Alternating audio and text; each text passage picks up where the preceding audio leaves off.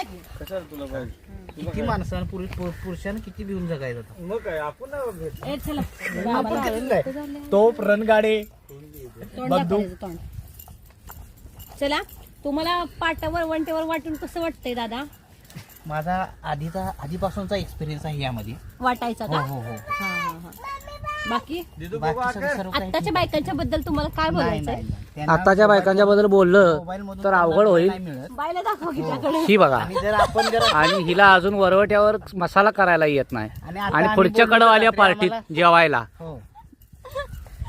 आणि मला सरप्राईज का वाटतंय, आताच्या स्त्रिया काय जेवण बनवायचं हे दररोज प्रश्न विचारतात.